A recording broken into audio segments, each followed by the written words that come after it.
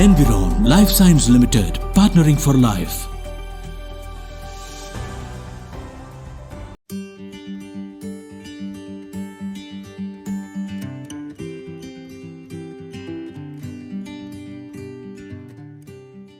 नमस्कार दोस्तों, मेरा नाम है डॉक्टर सुयश सिंह तोमर और मैं एक कंसल्टेंट डर्मेटोलॉजिस्ट हूँ और मैं प्रैक्टिस करता हूँ डर्मैक्स स्किन क्लिनिक लखनऊ में। दोस्तों, आज हम डिटेल में चर्चा करेंगे PRP treatment for hair loss के बारे में।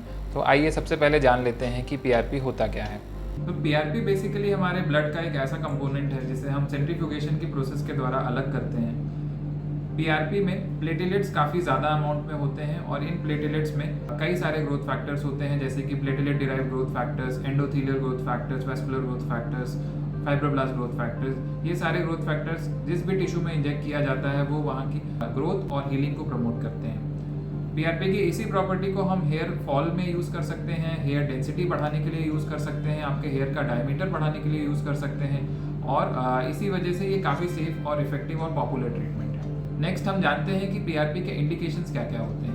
तो दोस्तों, पीआरपी मेनली जो है पैटर्न हेयर लॉस के लिए सबसे ज़्यादा इफेक्टिव पाया गया है। Pattern hair loss in the sense androgenetic alopecia, जिसमें मेल पैटर्न हेयर लॉस और female pattern hair loss included है। इसके अलावा स्ट्रेस रिलेटेड हेयर लॉस जैसे कि टेलोजन एफ्लूवियम और autoimmune hair loss like alopecia areata में भी कुछ स्टडीज़ हैं जो कि ये कहती हैं कि पीआरपी इसमें भी इफेक्टिव है। अब हम जान लेते हैं पीआरपी का प्रोसीजर कैसे किया जाता है।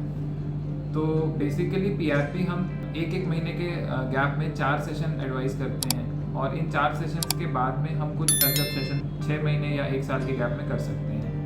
पीआरपी करने के दौरान 3 स्टेप्स फॉलो किए जाते हैं। पहले स्टेप में हम पेशेंट का ब्लड लेते हैं जो कि around 25 to 30 ml blood withdraw करने के बाद सेकेंड स्टेप में हम उसे सेंट्रीफ्यूगेशन मशीन में प्रोसेस करते हैं और जिसमें हमें एक गोल्डन लिक्विड प्राप्त होता है जिसे हम लिक्विड गोल्ड यानी कि पीआरपी कहते हैं। थर्ड स्टेप में हम इसी पीआरपी को आपके स्कैल्प में हेयर रूट्स के पास में इंजेक्ट करते हैं, जो कि सबसे पतली सुइयों के द्वारा किया जाता है जिससे कि आपको पेन कम से कम। फिर भी पेन कम करने के लिए आपको इसके अलावा टॉपिकल एनेस्थीसिया या फिर local anaesthesia in the form of ring block भी दिया जा सकता है आपके डॉक्टर के द्वारा।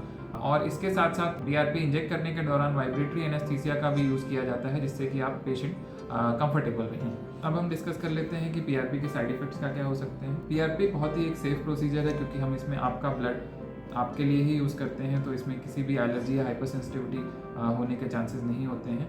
हालांकि पीआरपी के दौरान पेन जो है, क्योंकि आपके स्कैल्प में काफ़ी सारी फ्री नर्व एंडिंग्स होती हैं जो कि काफ़ी पेनफुल प्रोसीजर हो सकता है। हालांकि आप टॉपिकल एनेस्थीसिया, लोकल एनेस्थीसिया या वाइब्रेटरी एनेस्थीसिया के द्वारा इस पेन को कम से कम कर सकते हैं। कई पेशेंट्स को इसके बाद हेडेक या लाइट हेडेडनेस भी होता है जिसके लिए आपके डॉक्टर द्वारा आपको कुछ टैबलेट्स दिया जा सकता है जिससे आपको कोई मेजर इशू ना हो।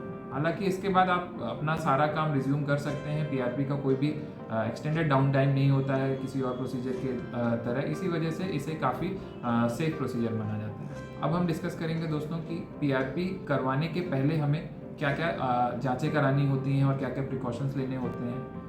तो दोस्तों, पीआरपी करवाने के पहले यूजुअली डॉक्टर आपका एक कंप्लीट ब्लड काउंट इन्वेस्टिगेशन करने को बोल सकता है जिसमें वो आपके प्लेटलेट्स की संख्या देखेगा।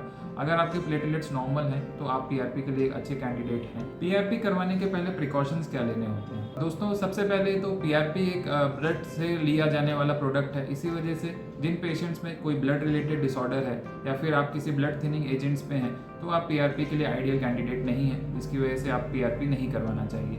इसके अलावा कोई ऐसा कॉन्ट्राइंडिकेशन पीआरपी का नहीं है।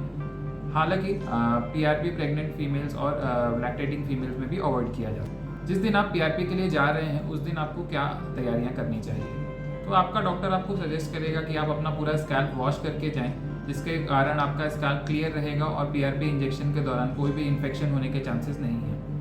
इसके अलावा आपको कोई स्पेशल केयर लेने की ज़रूरत नहीं है। कुछ लोग अगर ऐसा सोचते हैं कि उन्हें PRP करवाने के पहले आपको बाल साफ़ करने पड़ेंगे, तो ऐसा करने की बिल्कुल ज़रूरत नहीं है, क्योंकि फीमेल्स में भी हम लंबे बालों में PRP करते हैं और इसमें कोई भी प्रॉब्लम नहीं होती है। PRP करवाने के बाद हमें क्या प्रिकॉशंस लेने होते हैं, तो आप नॉर्मल अपना वॉश नेक्स्ट डे से फॉलो कर सकते हैं। PRP करवाने के बाद उसे 2-3 घंटे एब्जॉर्ब होने के लिए हम यूजुअली एक सर्जिकल कैप एडवाइस करते हैं, जो कि उसको पहनने के बाद पेशेंट बाहर के प्रदूषण, धूल मिट्टी और इन्फेक्शन से भी बचता है और PRP को एब्जॉर्ब होने के लिए भी मदद करता है। लास्टली हम डिस्कस करेंगे कि PRP के रिजल्ट्स कैसे होते हैं। तो PRP जैसा कि हमने पहले ही बताया कि आपके हेयर का डायमीटर बढ़ाएगा। अगर आपको हेयर डेंसिटी कहीं पे कम है तो वहाँ पे हेयर डेंसिटी बढ़ाएगा। अगर आपका एक्सेसिव हेयर फॉल है तो आपके हेयर फॉल को भी कंट्रोल करेगा। तो इन सारे पैरामीटर्स में PRP काफ़ी सेफ और इफेक्टिव है और इसी वजह से PRP आज के समय में एक बहुत ही ट्रेंडिंग और पॉपुलर ट्रीटमेंट है हेयर फॉल के लिए। तो आप अपने डर्मेटोलॉजिस्ट डिस्कस करें। अगर आपके बाल झड़ रहे हैं या आप बाल्डिंग की तरफ बढ़ रहे हैं तो आप भी ये PRP ट्रीटमेंट करवा सकते हैं। तो ये था PRP के बारे में मोटे मोटे रूप में सारी जानकारी। उम्मीद करता हूँ कि आपको मेरा ये वीडियो पसंद आया होगा। धन्यवाद।